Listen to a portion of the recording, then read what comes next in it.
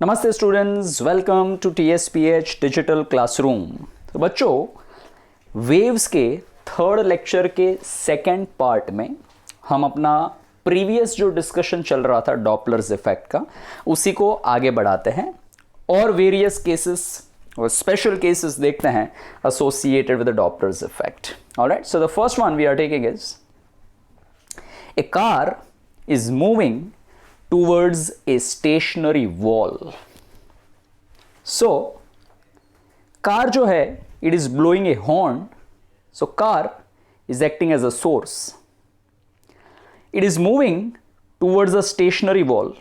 तो जो waves है, waves वो कार से wall की तरफ जाएंगे, wall को टकराएंगे और टकराने के बाद में रिफ्लेक्ट होएंगे। क्या होंगे बच्चों? Reflect.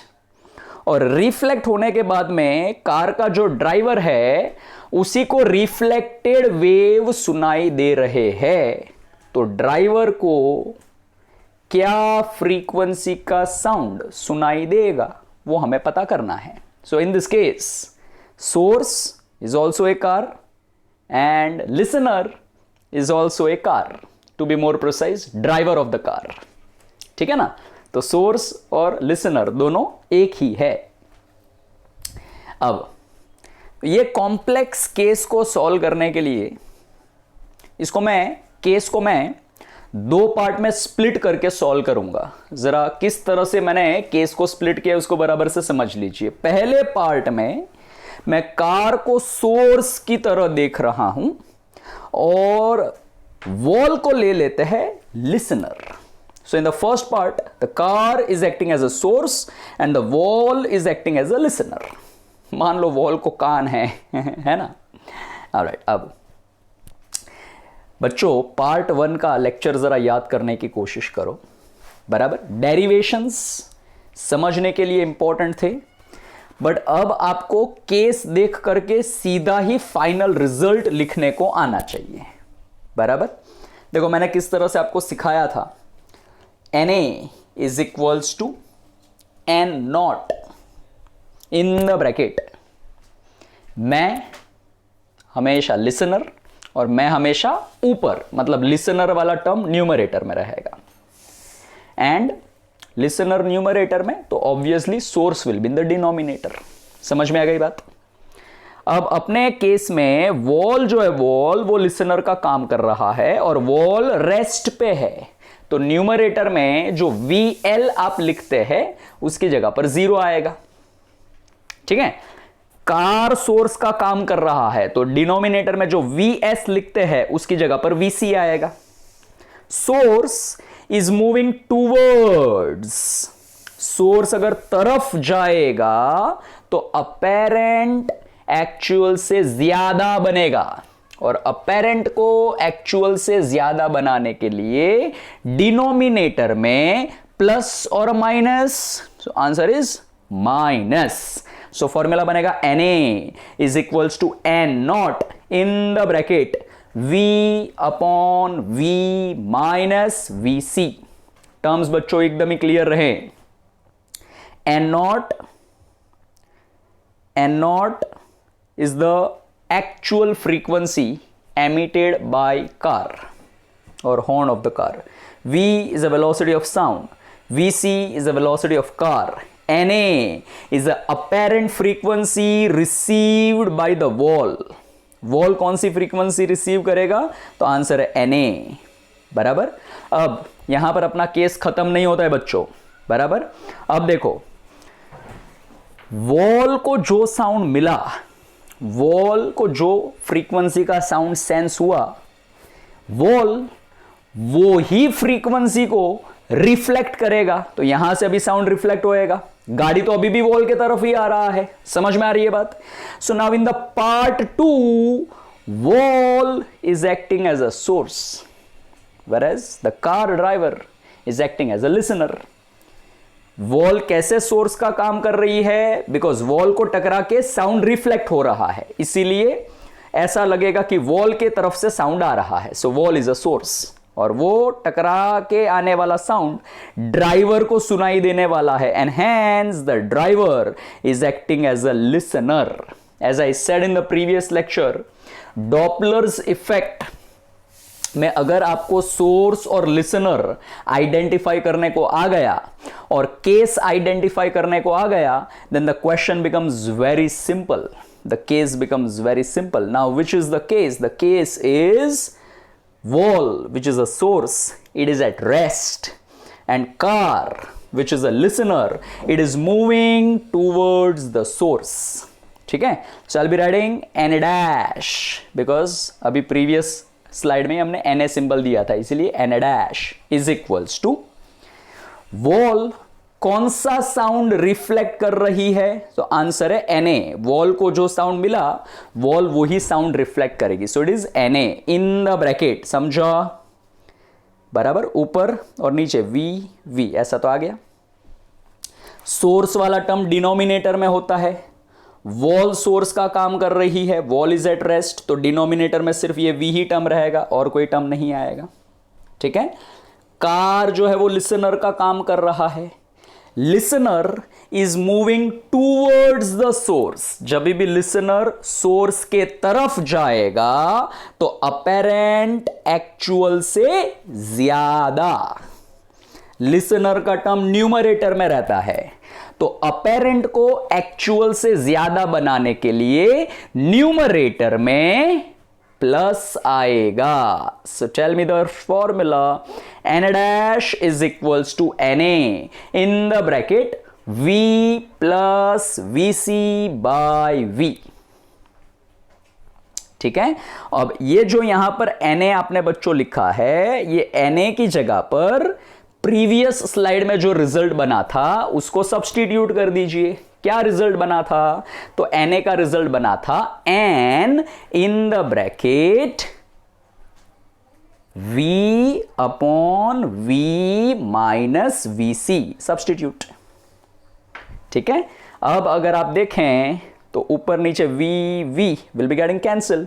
So final result will be n dash is equals to n naught in the bracket v plus vc upon v minus vc. That's the final result. ठीक है. n नॉट या n is the original frequency of sound emitted by car. V is a velocity of sound. Vc is a velocity of car. N dash is a frequency of sound received by the car driver. अब बच्चों अगर आपको part 1 के कुछ results याद हो, ये जो रिजल्ट बना है ना, ऐसा सेम रिजल्ट हम लेक्चर 3 पार्ट 1 में बना चुके हैं.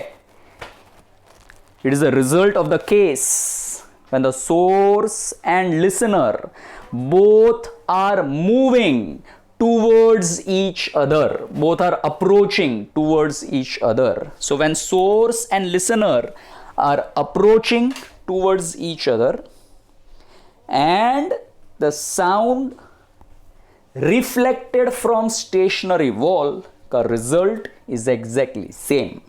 All right, moving on to the second special case, transverse Doppler's effect.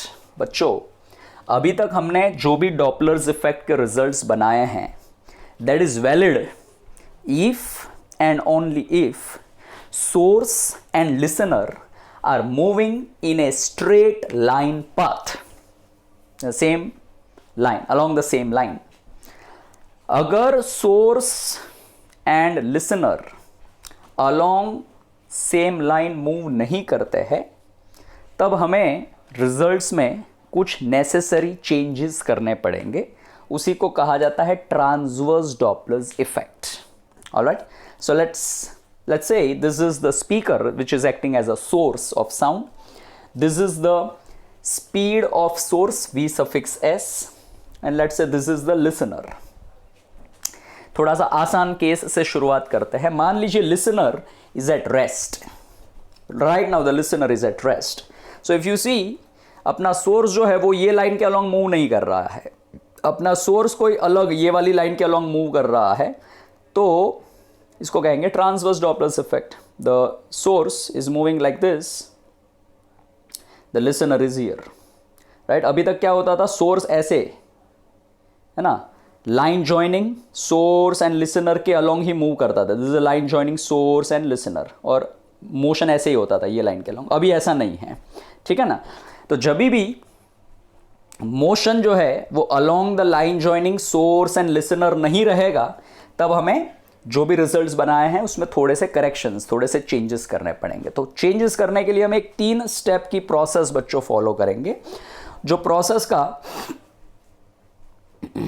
Alright. So by the way diagram देखो पूरा मैं कंप्लीट कर लेता हूं। सो ये सोर्स मूव करके देखो इधर पहुंच गया बी पॉइंट पे, बराबर। ये आपका हो गया नया line joining the source and listener, velocity ऐसे है, बराबर। अब ये एंगल वेंगल क्या है, रिजॉल्व क्यों किया है, उसको अपन समझते हैं। उसके लिए मैं थोड़ा स्टेप्स लिख लेता हूं और फिर डायग्राम को वापस से समझते हैं। Step number 1, draw a line joining source and listener. तो जब भी motion along the line joining source and listener नहीं होगा, तो सबसे पहले अपने को एक लाइन ड्रॉ करने का, joining source and listener. So this dotted line, बराबर, is a line joining source and listener. That is a step number 1. Step number 2, resolve the velocity and find the component along that line. So if you observe, this Vs is making an angle theta with this line. तो जिसके साथ theta उसके साथ cos theta, and hence we are having a component Vs cos theta along the line joining source and listener, बराबर। And step 3, apply the formula of Doppler's effect. अब देखो formula apply करने से पहले केस कौन सा है वो आइडेंटिफाई करना बड़ा जरूरी है। तो अब आपका जो वेलोसिटी रहेगा वो ये वाले कंपोनेंट ऑफ वेलोसिटी पे आपका फोकस रहेगा, वीएस पे आपका फोकस नहीं रहेगा।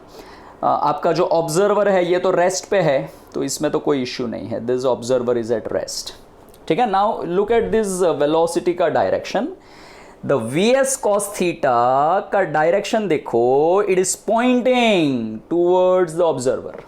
सो we can say that when source is at point A, when source is at point A, we can visualize this case as if the source is approaching observer with the velocity Vs cos theta, बराबर, not with Vs but with Vs cos theta. So case कौन सा बन गया, case बन गया listener is at rest and source is approaching the listener with the velocity Vs cos theta. That's it. So अब formula लिखेंगे बच्चों, मैं हमेशा लिसनर, मैं हमेशा ऊपर, लिसनर तो रेस्ट पे है तो न्यूमरेटर में तो कोई टर्म नहीं आएगा, बराबर। अब डिनोमिनेटर की बारी, सोर्स ऑब्जर्वर के तरफ जा रहा है, तो जब भी सोर्स ऑब्जर्वर के तरफ जाएगा apparent frequency will be less than, sorry my mistake, apparent frequency will be greater than actual frequency. तो अगर आपको अपेरेंट को एक्चुअल से ग्रेटर लाना है तो डिनोमिनेटर में माइनस आएगा। सो फॉर्मूला बनेगा Na is equals to n in the bracket V upon V minus Vs cos theta. So this cos theta बराबर is kind of a correction whenever the motion is not along the line joining the source and observer, ठीक है। अब देखो, अब ये source मान लो move करता हुआ बढ़ रहा है आगे, और जब सोर्स मान लो बी पॉइंट पे पहुंचा, बी पॉइंट पे, तो जब सोर्स बी पॉइंट पे पहुंचेगा तब क्या डॉपलर्स इफेक्ट का रिजल्ट सेम रहेगा क्या, तो उसको समझने के लिए ये डायग्राम बनाया है। बी पॉइंट पे ये वीएस इधर ले लिया, अब ये वीएस को रिजोल्व करेंगे, ये लाइन के अलोंग रिजोल्व करना है ना, ये लाइन के अलोंग रिजोल्व करना है, तो वीएस का एक कंपोनेंट देखो इधर आया ऊपर की तरफ, दूसरा इधर आएगा, ये अपने को नहीं देखना है, बराबर। We must look at the component of velocity along the line joining source and observer. तो ये रहा कंपोनेंट, ये वाला, ठीक है, which is nothing but Vs cos alpha, उसको हमने सिंबल दिया है, ठीक है, ये रहा, यहाँ पर अल्फा एंगल दिया है, इसको अल्फा दिया है, ये अल्फा तो वर्टिकली ऑपोजिट, ये भी alpha, so V S cos alpha is a component. Now look at this arrow, ये इसका एरो देखो, एरो बराबर। आपका listener is at rest and आपका सोर्स का एरो देखो, वो एरो देख के समझ में आना चाहिए, the case becomes source is going away from the listener with the velocity vs cos alpha। ठीक है, अब सोर्स तो आपका अवे जा रहा है, लिसनर तो रेस्ट पे है, लिसनर का टर्म न्यूमरेटर में आता है, तो लिसनर रेस्ट पे है तो VL की जगह पे 0 आएगा, न्यूमरेटर में कुछ VL नहीं रहेगा। जब सोर्स अवे जाता है तो apparent frequency is less than actual frequency, और अपेरेंट को एक्चुअल से लेस बनाने के लिए डिनोमिनेटर में हमें करना पड़ेगा plus. So the formula becomes Na is equals to N in the bracket V upon V plus Vs cos alpha at point B। Terms बच्चों क्लियर होने चाहिए। Na dash is a apparent frequency received by listener when source is at point B. N naught is the original frequency emitted by the source. V is the velocity of sound in air, Vs is the velocity of source, and alpha is the angle made by Vs with the line joining source and listener, that is alpha। अब let us look at the C point। C point देखो, C point, C point पे source की velocity ऐसे रहेगी ये direction में, ठीक है ना, और ये वेलोसिटी जो है, Vs वेलोसिटी जो है, वो सोर्स और लिसनर को जोड़ती हुई लाइन के साथ में 90 डिग्री बनाएगा, 90 डिग्री, ठीक है ना, दिस विल 90 डिग्री, ठीक है। तो Vs का ये लाइन के अलोंग, ये लाइन के अलोंग कंपोनेंट बनेगा Vs cos 90। How much is cos 90? The answer is 0 and hence apparent frequency का फॉर्मूला बनेगा Na is equals to N naught in the bracket, ऊपर BV नीचे BV, बिकॉज ये जो टर्म है वो तो 0 बन जाएगा, ऊपर नीचे VV कट जाएगा, so I will be getting Na is equals to N, that's it। मतलब there will not be any Doppler's effect at point C। तो जब भी सोर्स एंड ऑब्जर्वर को जोड़ती हुई लाइन के साथ सोर्स की या ऑब्जर्वर की या लिसनर की वेलोसिटी 90 डिग्री एंगल बनाएगी, 90 डिग्री एंगल, 90 डिग्री, तब कोई भी डॉपलर्स इफेक्ट नहीं होएगा। That is what conclusion we are getting from this particular point. No Doppler's effect when the angle is 90 degree। It's a very very important point बच्चों, आगे की slide में भी काफी जगह पर यूज होने वाला है, इसको बराबर से ध्यान में रखना। कब डॉपलर्स इफेक्ट नहीं होगा? जब वेलोसिटी सोर्स एंड ऑब्जर्वर को जोड़ती हुई लाइन के साथ में 90 डिग्री एंगल बनाएगा, तब डॉपलर्स इफेक्ट नहीं आएगा, cos 90 0 बन जाता है इसलिए। Okay, now another transverse Doppler's effect का case. So we have a road, जो ये जंक्शन पे मिल रहा है, 4 रोड, 2 3 4, 4 रोड एक जंक्शन पे आकर के मिल रहे हैं।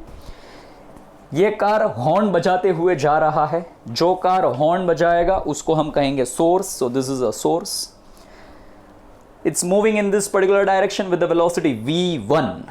सो v1 is a velocity of source, और ये वाले गाड़ी का हॉर्न दूसरे गाड़ी का ड्राइवर सुन रहा है, तो जो गाड़ी का ड्राइवर हॉर्न सुनेगा उसको हम कहेंगे लिसनर, और लिसनर ये डायरेक्शन में जा रहा है v2 वेलोसिटी से। So if you observe again, the source and listener are not moving along the line joining source and observer, ये डायरेक्शन में मूव नहीं कर रहे हैं, है ना। सोर्स जो है आपका वो ये पर्टिकुलर डायरेक्शन में जा रहा है, और लिसनर जो है आपका वो कोई दूसरे डायरेक्शन में, ये पर्टिकुलर डायरेक्शन में जा रहा है. And hence this is again called as a case of a transverse Doppler's effect when the motion is not along the line joining source and listener, then it is called as a transverse Doppler's effect. तो ऐसे cases में क्या करना है, आपको 3 steps follow करने हैं, बराबर, जो अभी हमने सिखाया मैंने प्रीवियस स्लाइड में. What is the first step? Draw a line joining source and listener. क्या करने का? Draw a line joining source and listener. ये आ गई लाइन, ठीक है. Let the angle is a θ1 and a θ2. Second step, find a component of velocity along this line. क्या करना है? Find a component of velocity along this line. So बच्चों, V1 is making an angle θ1, तो जिसके साथ θ1 उसके साथ cos θ1, and V2 is making an angle θ2, तो जिसके साथ θ2 उसके साथ cos θ2. ये आ गया कंपोनेंट, समझा, बराबर. Now the third and the last step, apply Doppler's effect का formula. Now before you apply the formula, ये केस कौन सा बन रहा है वो आपको आइडेंटिफाई करने को आना चाहिए. केस आइडेंटिफाई कर पाएंगे तो ऐसा 10 सेकंड में आप फॉर्मूला लिख पाएंगे. केस आइडेंटिफाई करना इज वेरी वेरी इंपॉर्टेंट बच्चों. Look at the arrows. Arrow को देखो, सोर्स भी मोशन में है, लिसनर भी मोशन में है. दोनों के एरो एक दूसरे के तरफ पॉइंट कर रहे हैं, मतलब ये केस बनता है source and listener both are approaching towards each other. I repeat, source and listener both are moving towards each other. ठीक है. सो अपेरेंट फ्रीक्वेंसी का फॉर्मूला बनेगा Na is equals to N not in the bracket. अब बच्चों एक चीज ध्यान में रहे, सोर्स एंड लिसनर एक दूसरे को V1 और V2 वेलोसिटी से अप्रोच नहीं कर रहे हैं. So don't focus on these velocities, you need to focus on the components. So source and listener V1 cos θ1 and V2 cos θ2 velocity से एक दूसरे को अप्रोच कर रहे हैं. ठीक है. अब जब भी दोनों मोशन में होते हैं, जैसा मैंने सिखाया, एट अ टाइम एक मोशन को एनालाइज करने का, दोनों को साथ में लेंगे तो बड़ा कंफ्यूजन होएगा. एट अ टाइम एक को देखो, तो पहले मैं लिसनर को देख लेता हूं. लिसनर, इधर देखो, इधर लिसनर का टर्म न्यूमरेटर में आता है. लिसनर सोर्स के तरफ जा रहा है. जब भी लिसनर सोर्स के तरफ जाएगा तो लिसनर के मोशन की वजह से अपेरेंट फ्रीक्वेंसी एक्चुअल फ्रीक्वेंसी से ज्यादा आएगा. अपेरेंट को एक्चुअल से ज्यादा लाने के लिए न्यूमरेटर में करना पड़ेगा प्लस, तो न्यूमरेटर में प्लस आएगा. ठीक है. अब लिसनर को रख दो साइड में. अब देखो सोर्स के तरफ, सोर्स भी लिसनर के तरफ जा रहा है. सोर्स का टर्म डिनोमिनेटर में आता है, तो जब भी सोर्स लिसनर के तरफ जाएगा तो सोर्स के मोशन की वजह से भी अपेरेंट फ्रीक्वेंसी एक्चुअल फ्रीक्वेंसी से ज्यादा आएगा. तो अपेरेंट को एक्चुअल से ज्यादा लाने के लिए डिनोमिनेटर में करना पड़ेगा माइनस. ठीक है. तो ऊपर आएगा प्लस, नीचे आएगा minus. So tell me the result. Na is equals to N not in the bracket V plus V2 cos θ2 upon V minus V1 cos θ1. That's the result. Clear? Terms के meaning एकदम ही clear रहे बच्चों. V1 is a velocity of source, V2 is a velocity of listener, N naught is the original frequency emitted by source, Na is the apparent frequency received by listener. All right. Moving on to the fourth special case, rotating source and listener. So let's say the listener is here, which is at rest. Listener is at rest. And source is here, and the source is moving along the circle. Velocity का direction देख के समझ में आना चाहिए कि वो ऐसे एंटी क्लॉकवाइज सर्कुलर मोशन में जा रहा है. ये सर्कल जो है वो हॉरिजॉन्टल प्लेन में है. कौन से प्लेन में? हॉरिजॉन्टल. हॉरिजॉन्टल प्लेन में होने की वजह से आपको वो ओवल शेप का नजर आ रहा है. It's not in the vertical plane. ठीक है, so in the horizontal plane. So at the so ये जो है ना आपका सोर्स, वो ऐसा ऐसा मूव करेगा ऐसा सर्कल में. ठीक है, like this it will keep on moving. तो ऐसे मूव करते करते जब ये सोर्स ए पॉइंट पे पहुंचा है तो सोर्स की वेलोसिटी का डायरेक्शन अलोंग द टेंजेंट रहेगा. So V S is along the tangent. V S is the velocity of the source. तो ए पॉइंट पे लिसनर को कौन सी फ्रीक्वेंसी का साउंड सुनाई देगा वो हमें पता करने का है. मान लीजिए N naught is the original frequency emitted by the source. तो लिसनर को ऑब्वियसली अपेरेंट फ्रीक्वेंसी ही सुनाई देने वाली है. तो अपेरेंट फ्रीक्वेंसी का फॉर्मूला क्या बनेगा वो हमें पता करना है. बराबर, दैट इज अ केस. ठीक है, चलो tell me. It's very simple. Listener is at rest. Listener वाला टर्म न्यूमरेटर में आता है. रेस्ट पे है तो न्यूमरेटर में तो कुछ भी नहीं आएगा. सोर्स की वेलोसिटी का डायरेक्शन देखिए. The direction tells us the source is moving towards the listener. तो जब भी source towards the listener move करेगा तो लिसनर को जो अपेरेंट फ्रीक्वेंसी सुनाई देगी वो एक्चुअल फ्रीक्वेंसी से ज्यादा रहेगी. तो अपेरेंट को एक्चुअल से ज्यादा लाने के लिए डिनोमिनेटर में माइनस का साइन आएगा. So I will be getting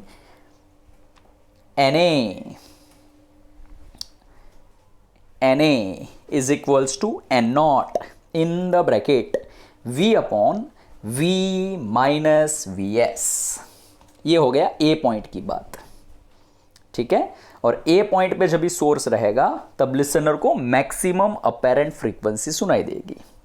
अब हम बच्चों करेंगे B पॉइंट की बात. देखो एनिमेशन में तो हमने सोर्स को पहले ही इधर से ऐसा सर्कल में घुमा के बी पॉइंट पे ला दिया है.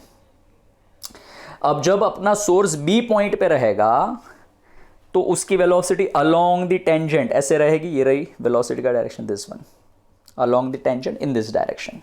बराबर. Now see what is the case. Listener is at rest. Source is moving away from the listener. So if the source goes away from the listener, apparent frequency is less than actual frequency. Apparent को actual से less लाने के लिए denominator में हमें करना पड़ेगा plus. तो फॉर्मूला बन जाएगा Na सिंबल दे चुके तो Na डैश दे सकते हैं, is equals to N naught in the bracket V upon V plus Vs. Done. And at this position, when the source is at B position, the observer receives minimum apparent frequency. अब बच्चों एक बात बताओ, जब source C पे रहेगा ना, C पे, तब क्या कोई डॉपलर्स इफेक्ट होएगा क्या? Very simple question. The answer is Doppler's effect नहीं होएगा, क्योंकि सी पॉइंट पे सोर्स की वेलोसिटी ये डायरेक्शन में रहेगी. This is the line, sorry, this is the line joining source and listener. See the angle. The angle is 90 degree. अभी थोड़ी देर पहले ही मैं बोल चुका हूं, जब भी एंगल 90 डिग्री रहेगा तो लिसनर को एक्चुअल फ्रीक्वेंसी का साउंड सुनाई देगा, अपेरेंट फ्रीक्वेंसी नहीं सुनाई देगी.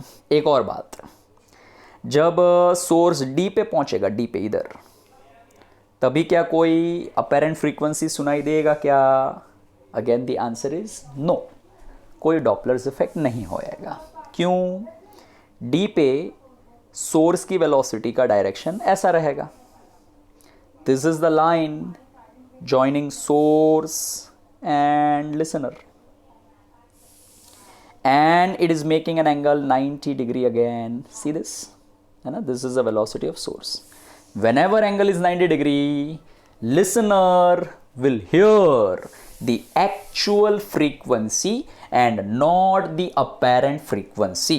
So D पे actual, A पे apparent and maximum, C पे वापस से actual, बराबर, बी पे अपेरेंट एंड मिनिमम। सो सवाल इस तरह से भी पूछे जाते हैं एंट्रेंस में कि जब डी से सी मूव करेगा तो लिसनर को सुनाई देने वाला अपेरेंट फ्रीक्वेंसी कैसे चेंज होएगा? तो कैसे चेंज होएगा बच्चों? यहां पर एक्चुअल है, यहां पर मैक्सिमम है, तो डी से ए अपेरेंट फ्रीक्वेंसी बढ़ता जाएगा, ए पे मैक्सिमम, फिर वापस से अपेरेंट फ्रीक्वेंसी कम होता जाएगा, और सी पे वापस से एक्चुअल, मिनिमम नहीं एक्चुअल, और सी से वापस आगे बढ़ें तो अपेरेंट फ्रीक्वेंसी कम कम कम होता जाएगा, इधर मिनिमम, क्या बनेगा इधर? मिनिमम, और फिर वापस से बढ़ता जाएगा बढ़ता जाएगा बढ़ता जाएगा, और इधर actual. So this is how the apparent frequency changes when the source is revolving around the circle. All right. इस तरह के सवाल एंट्रेंस में काफी बार पूछे जा चुके हैं। ओके, डॉपलर्स इफेक्ट के बेसिस पे लगभग हर साल हर एंट्रेंस एग्जाम में सवाल आता है, right? So this is a very very important concept. Now the next one, when the air is blowing। बच्चों, अभी तक हमने जो भी डॉपलर्स इफेक्ट पढ़ा उसमें हमने एक अजम्पशन लिया है, medium is at rest, air is at rest, air is not flowing, air is not moving. अगर एयर भी ब्लो होता रहेगा तो हमें डॉपलर्स इफेक्ट के फॉर्मूला में कुछ नेसेसरी करेक्शन करना पड़ेगा। क्या करेक्शन करना पड़ेगा? तो डिपेंड करता है कि एयर कौन से डायरेक्शन में फ्लो हो रहा है, ठीक है? तो करेक्शन करने के बाद जनरल फॉर्मूला ऐसे लिखा जाता है। देखो अभी टर्म्स क्या है वो समझ लो जरा। v is a velocity of sound, plus minus vw is a velocity of wind, plus minus vl is a velocity of listener. इधर आप लिखे माइनस प्लस या आप लिखे plus minus. vs is a velocity of source. अब देखो, wind अगर sound के डायरेक्शन में ब्लो होती रहेगी तो हमें विंड वेलोसिटी को साउंड की वेलोसिटी में ऐड करना पड़ेगा। तो we will be taking plus vw in numerator as well as in denominator if the wind is blowing in the direction of sound। ठीक है? अगर विंड साउंड के ऑपोजिट डायरेक्शन में ब्लो होती रहेगी तो हमें करना पड़ेगा माइनस vw, न्यूमरेटर में भी और डिनोमिनेटर में भी। So we will be doing minus vw if the wind is blowing in the direction opposite to that of the sound। That's it। Make sense? ठीक है? सो ये हो गया अपना general formula. So depending on the case ये vw वाला factor का correction आपको करना पड़ेगा अगर विंड ब्लो होता रहेगा तो। ऑलराइट, नाउ अभी तक हमने जो भी चीजें डिस्कस की है उसके बेसिस पे 3 पॉइंट्स एकदम ही क्लियर है। There will not be any Doppler's effect when source and listener both are at rest. अगर सोर्स एंड लिसनर दोनों रेस्ट पे रहेंगे तो कोई डॉपलर्स इफेक्ट नहीं होएगा।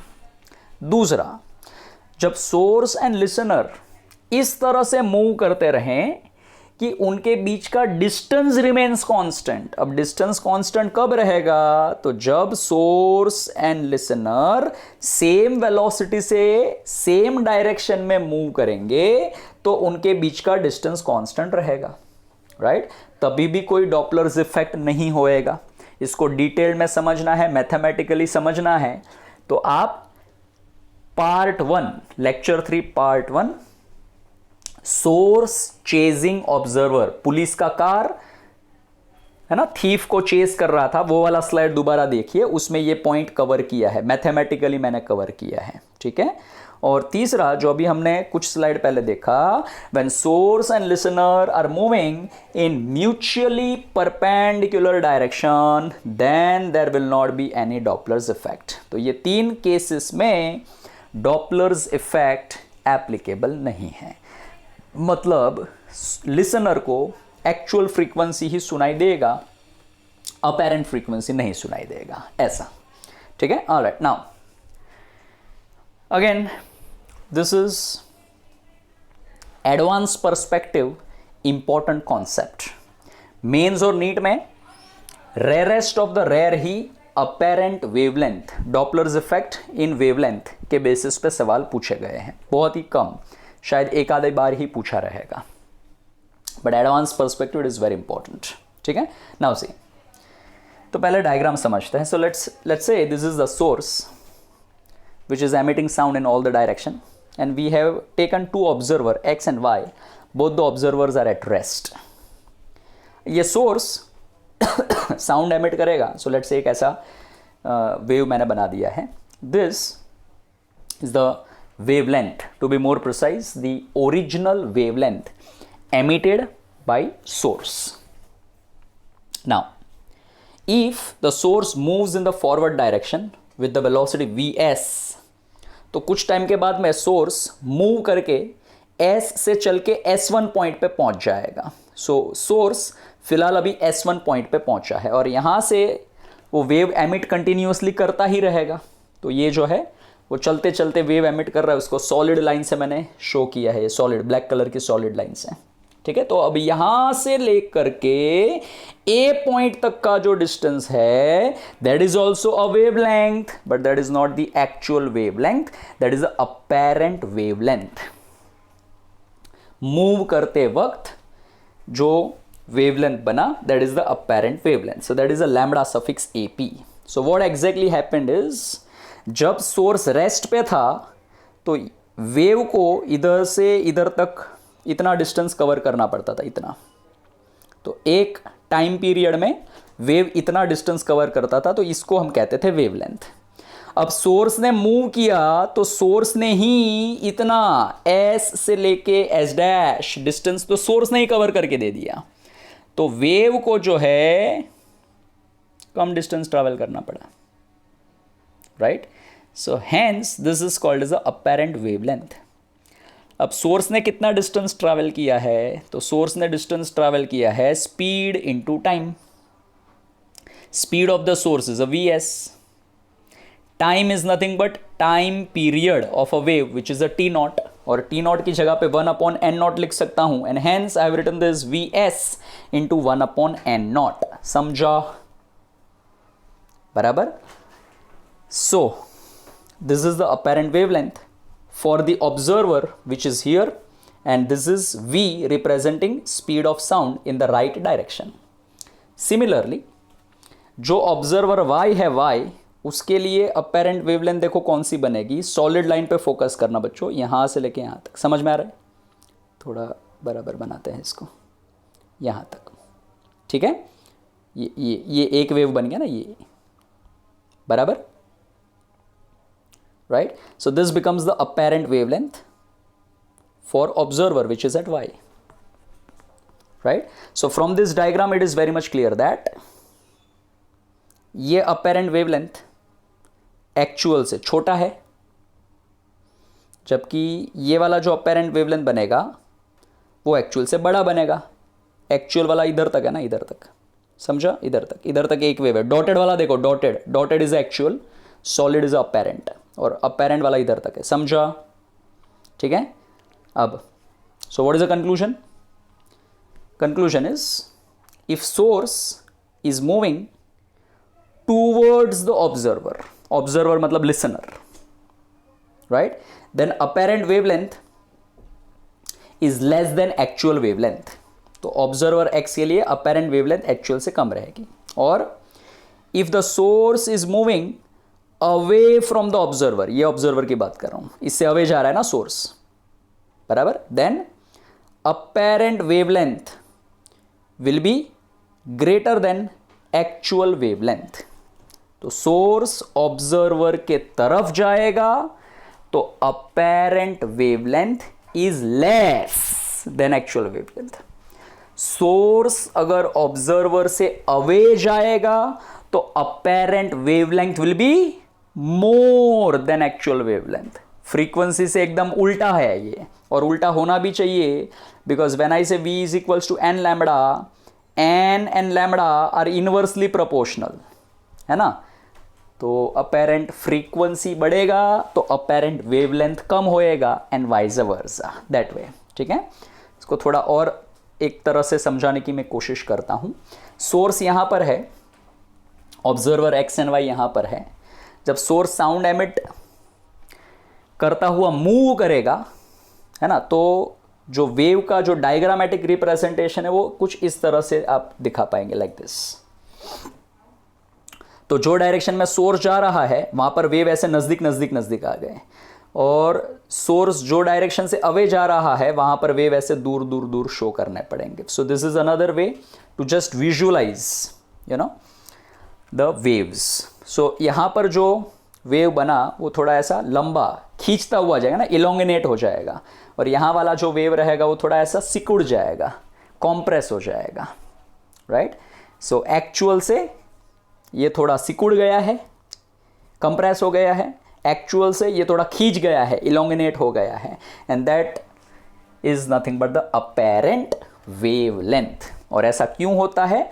ऐसा सोर्स के मोशन की वजह से होता है. एक पॉइंट यहां पर बच्चों अच्छे से माइंड में बराबर से फिट कर लो.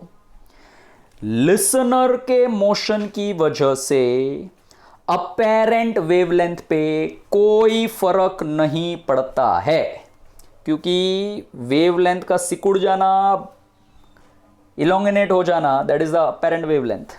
अब अगर मैं सोर्स को रेस्ट पे कर दूं और ऑब्जर्वर को मैं मूव करवाऊं तो अपना जो वेवलेंथ है उस पर कोई फर्क नहीं पड़ेगा, वो एज इट इज रहेंगे. हाँ, फ्रीक्वेंसी पे फर्क पड़ेगा, क्योंकि अगर सोर्स या ऑब्जर्वर दोनों में से कोई भी मूव करता रहेगा तो नंबर ऑफ वेव्स आइदर फटाफट आएंगे या धीरे धीरे आएंगे, डिपेंडिंग ऑन कि वो कहां पे मूव कर रहे हैं, यहां पे कि यहां पे.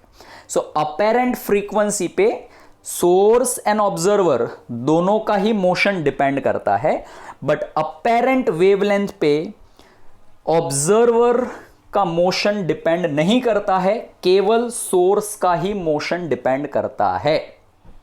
ठीक है, I repeat the statement. Only source का motion affects the apparent wavelength.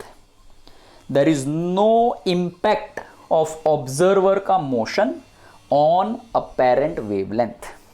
All right. अब तो ये है apparent wavelength बड़ी वाली, और ये है apparent wavelength छोटी वाली. ठीक है, this is just a diagrammatic visualization for you to understand exactly.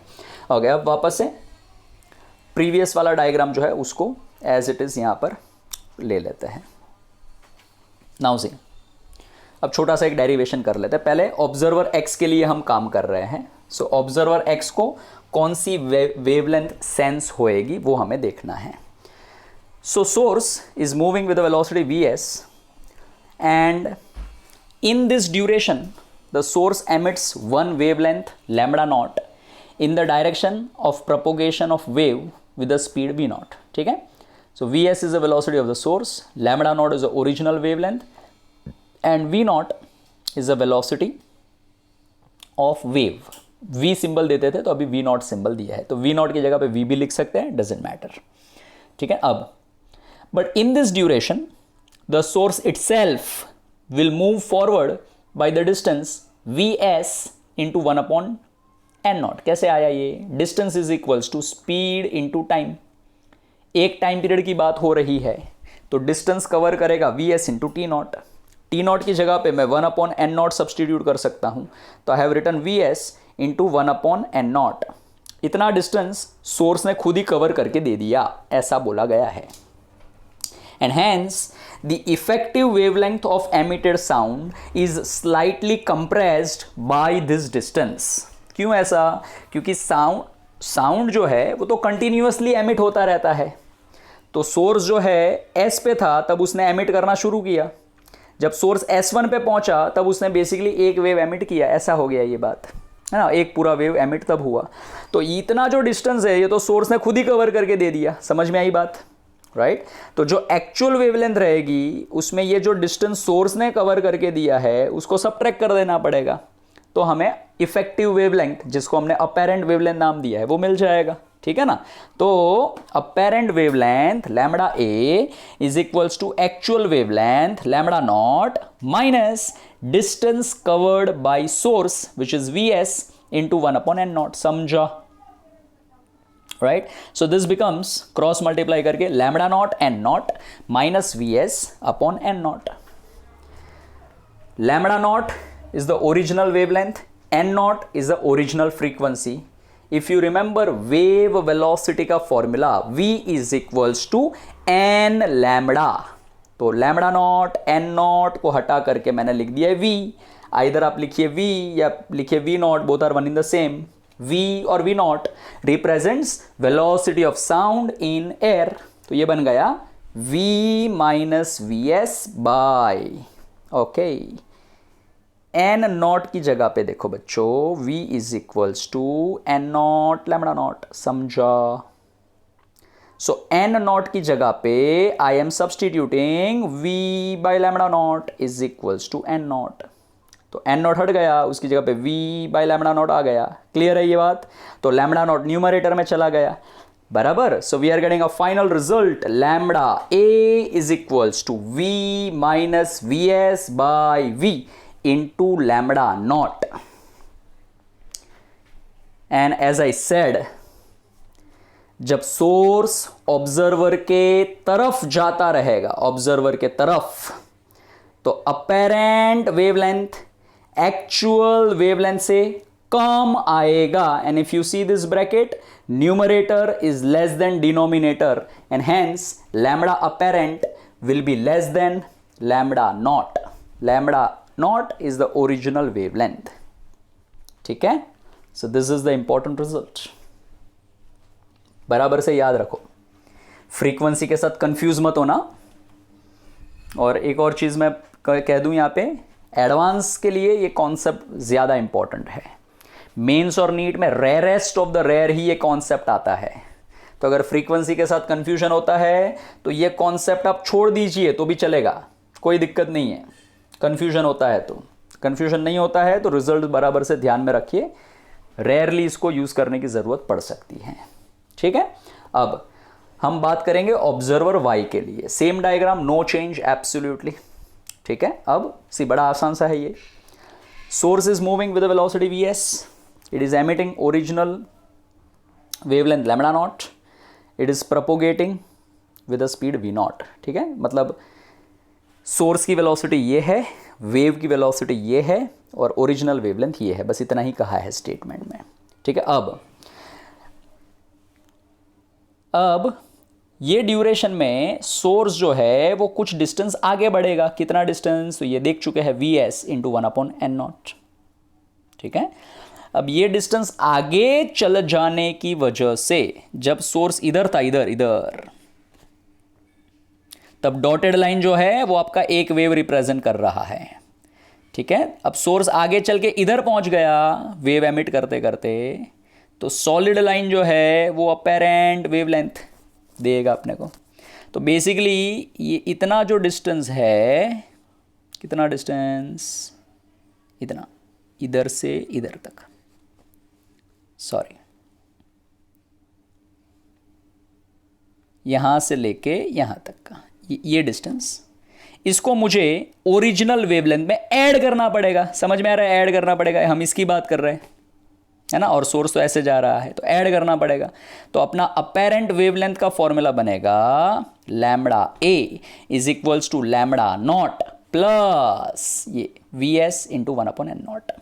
पहले वाले केस में माइनस किया था, अभी करना पड़ेगा प्लस, ठीक है, cross multiply.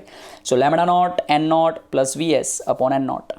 Lambda naught N naught की जगह पे वी नॉट या वी लिखो, V plus V S by N naught की जगह पे, आई होप आपको समझ में आ गया रहेगा, एन नॉट की जगह पे I have return V by lambda not. So ये रहा बराबर, v बाय लैम्बडा नॉट। ये ऊपर वाला v और नीचे वाला v नॉट दोनों सेम ही है, ये अलग अलग नहीं है, कंफ्यूज मत होना। v और v not both are symbol representing speed of sound in air, ठीक है। So the final result what we are getting is lambda a is equals to lambda not in the bracket v plus V S by v। And if you see the result, it clearly says that apparent wavelength is greater than actual wavelength. Numerator is greater than denominator. That's it. So apparent wavelength के दो cases. Again I repeat, source observer के तरफ जाएगा तो apparent wavelength will be less than actual wavelength.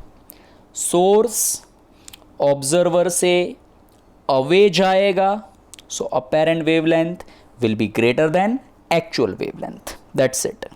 Observer के motion का apparent wavelength पे कोई भी फर्क नहीं पड़ता है।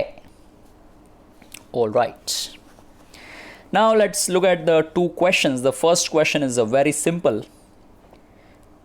दो चीज़ें बच्चों क्वेश्चन सॉल्व करते वक्त आपको ध्यान रखनी है, सोर्स कौन है, लिसनर कौन है, और डॉपलर्स इफेक्ट का कौन सा केस लगाने का है। अगर ये दो चीज़ें ध्यान में रख ली, सही कर ली, तो 100% आपको सही जवाब मिलेगा। I am reading the question. A police car travels towards a stationary observer at the speed of 15 meter per second. The siren of the car, this is very important, car का सायरन बज रहा है तो car बन गया source, ठीक है। Siren of the car emits the sound of the frequency 250 hertz. Okay, so this is the original frequency, actual frequency, ठीक है। Calculate the recorded frequency. Alright, stationary observer है ना, police car is moving towards, तो बच्चों car आपका source बन गया, observer जो है वो आपका लिसनर बन गया, और केस बन गया source is moving towards the listener. That's it. So let me right all this in the data points. Velocity of source, actual frequency को एन नॉट सिंबल देते हैं, velocity of sound, that's it. To find recorded frequency मतलब apparent frequency of listener हमें चाहिए। Case जो हमने बोला, source is moving towards stationary listener, that's it। बच्चों अगर इतना आपने आइडेंटिफाई कर लिया ना, तो अभी तो बड़ा सिंपल बन जाएगा सवाल आपके लिए। टेल मी, सोर्स जब स्टेशनरी लिसनर के तरफ जाता है तो अपेरेंट फ्रीक्वेंसी का फॉर्मूला क्या बनेगा? मैं हमेशा लिसनर, मैं हमेशा ऊपर, बट लिसनर तो रेस्ट पे है, तो ऊपर VL की जगह पे शून्य आएगा। सोर्स का टर्म डिनोमिनेटर में होता है, सोर्स टूवर्ड्स जा रहा है, टूवर्ड्स, तो जब भी टूवर्ड्स जाता है तो अपेरेंट को एक्चुअल से ज़्यादा लाना होता है। तो अपेरेंट को एक्चुअल से ज़्यादा बनाने के लिए डिनोमिनेटर में करना पड़ेगा minus, so N not in the bracket V upon V minus VS, that's it. Now put and get the answer. Substitute all the values. Simple calculation. ये 250 और 325 फाइव से कैंसिलेशन होएगा इसका, 5 से, या डायरेक्टली समझ में आता हो ना बच्चों, तो 25 से ही कैंसिल होएगा सीधा वो। 25 10 ज़ा 250, 25 1 ज़ा 25, 7 बचेगा, 75 बनेगा, 25 3 ज़ा 75, तो ऊपर बन गया 3400 और नीचे बच गया 13, 3400 divided by 13, answer is 261.54 hertz. That's it. Now the 10th question is extremely important. Now I am not very sure whether this question is of LAH or TYL. तो बच्चों ज़रा एक आपके बुकलेट में ज़रा चेक कर लेना, since it is a very difficult question, इसको मैंने अपने क्लास वर्क में ही ले लिया है. So I am not very sure with whether it is a LAH question और a TYL question. Just check in the booklet. और बुकलेट में ये क्वेश्चन के लिए डायग्राम नहीं दिया है, तो डायग्राम भी हमें सवाल में दिया हुआ है, जो अभी मैं क्लिक करूंगा तो डायग्राम भी आएगा. ठीक है. The question is very very important. This covers a most possible difficult scenario for the Dopplers.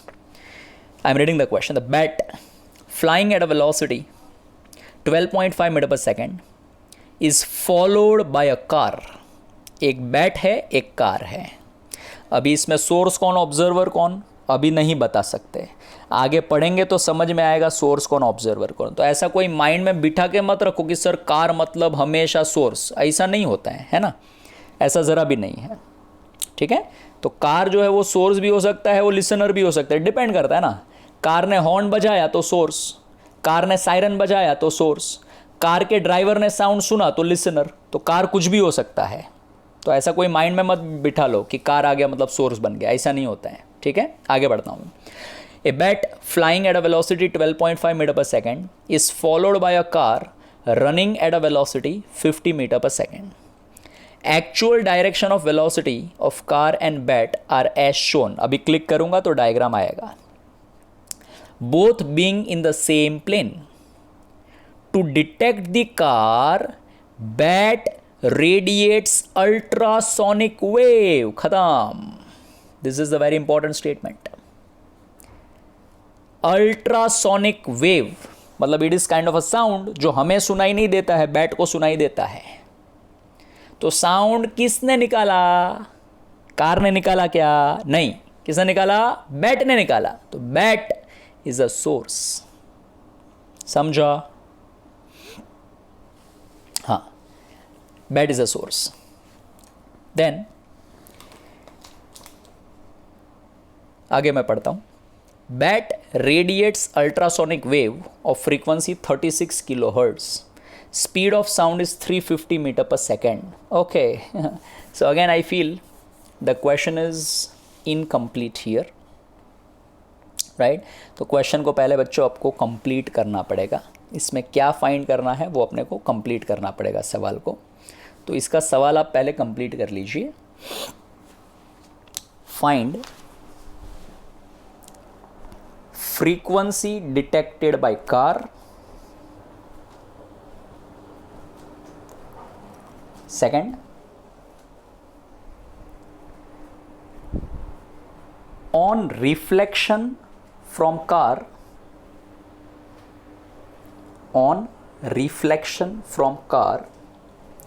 frequency detected by bat. है ना, दो चीज़ें फाइंड करनी है.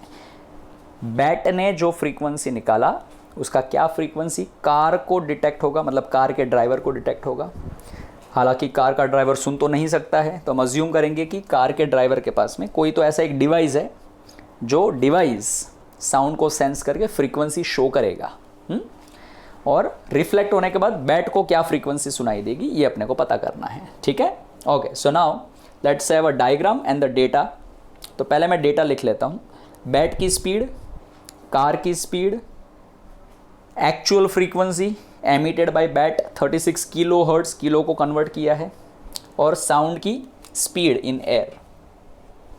जो मैंने बोला फाइंड क्या करना है, तो इधर Na एक ही लिखा है, तो इधर अपन दो चीज़ें बच्चों फाइंड कर लेंगे, Na और Na डैश. ठीक है.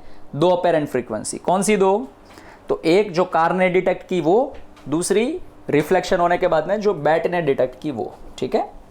Alright. Now this is the diagram which is given in the question. The diagram is a part of the question. So see, this is the direction in which the car is moving, vc 50 meter per second.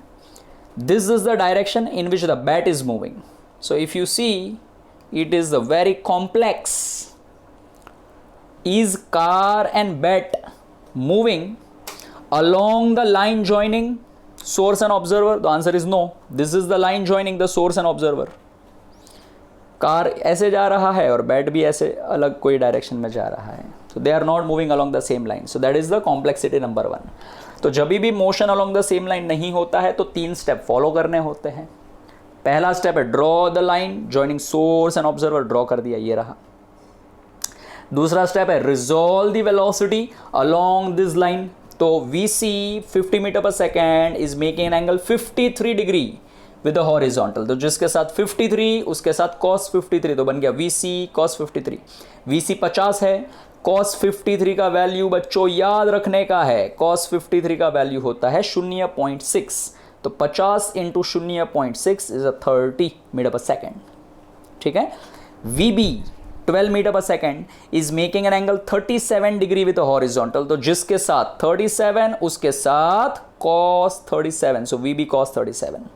VB का value 12.5 है, cos 37 याद रखेंगे value होता है 0.8.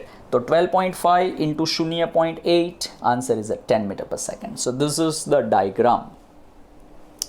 Diagram में ये सब resolve करके दिया नहीं है, ये तो मैंने करवाया है तुमको. ठीक है. डायग्राम में ये वेलोसिटी दी है और डायग्राम में ये एंगल दिया है. That is a part of the question. ये रिजॉल्व आपको करना है.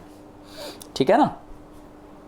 अब देखो, अब बच्चों इधर फोकस करो. एरो पे देखो, एरो पे ये बैट है सोर्स, ये कार है listener.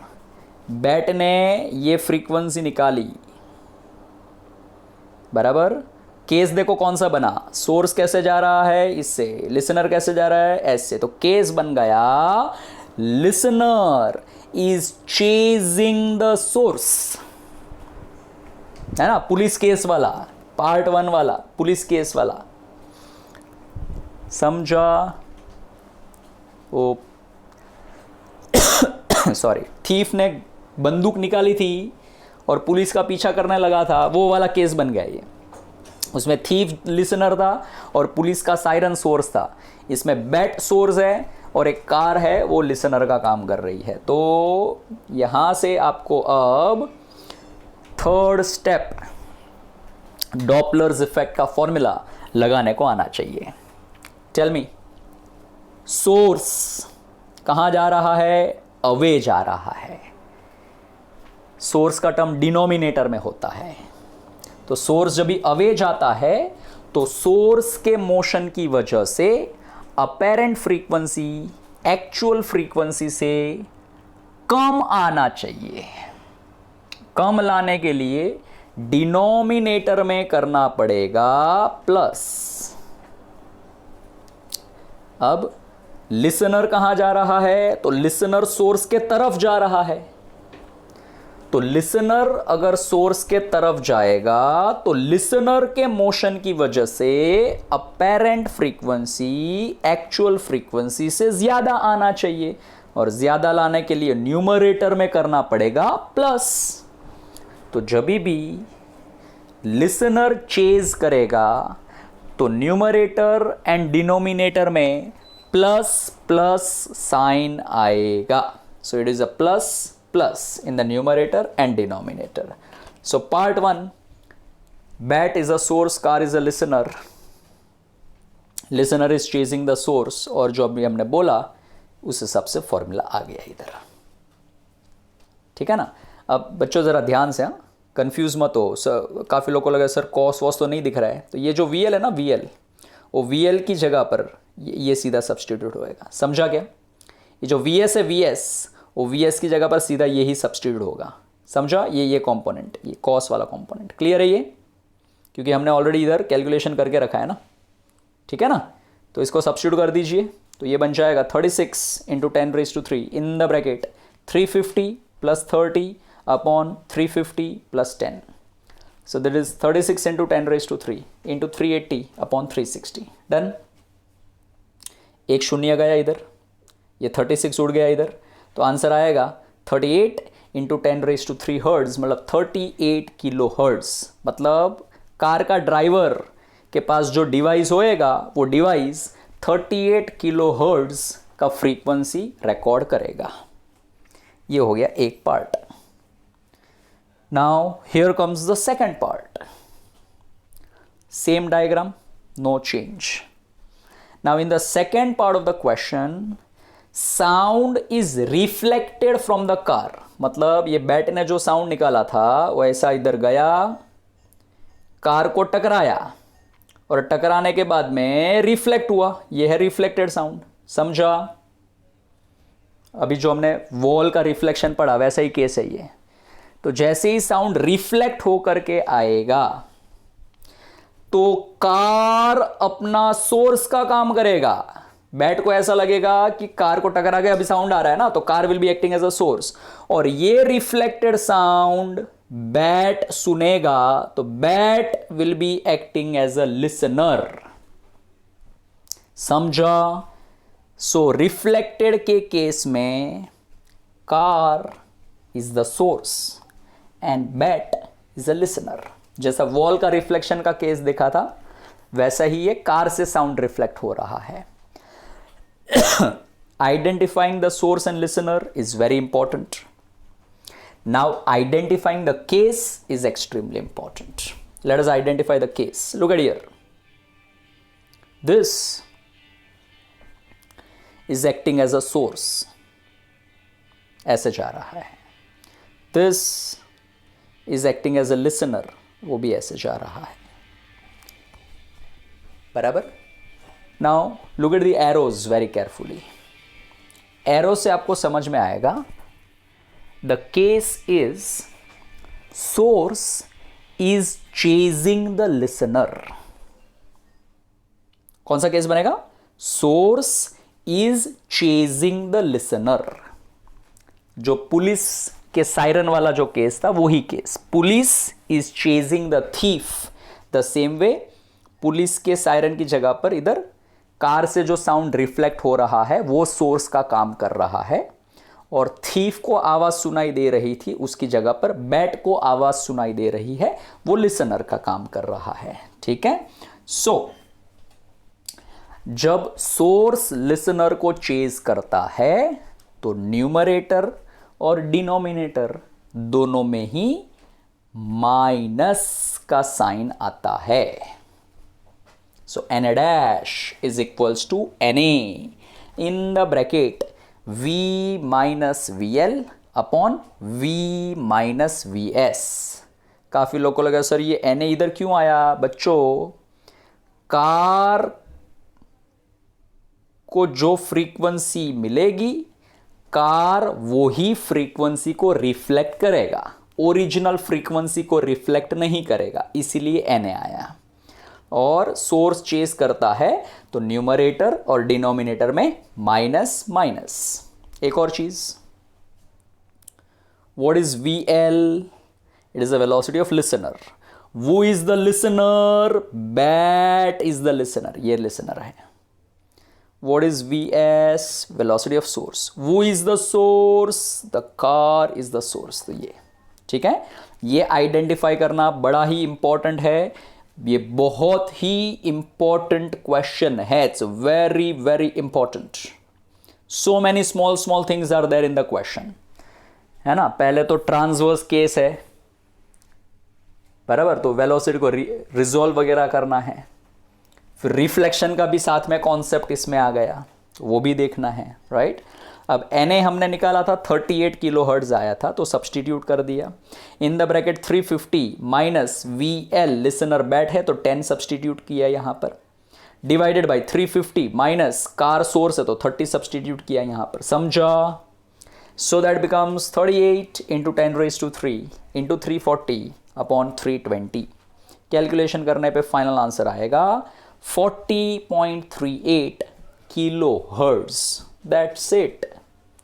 All right, so that's it for this session. अगले लेक्चर में और वेव्स के कुछ ब्यूटीफुल कॉन्सेप्ट्स के साथ अपना डिस्कशन को आगे बढ़ाएंगे। तब तक के लिए बाय बाय, नमस्ते।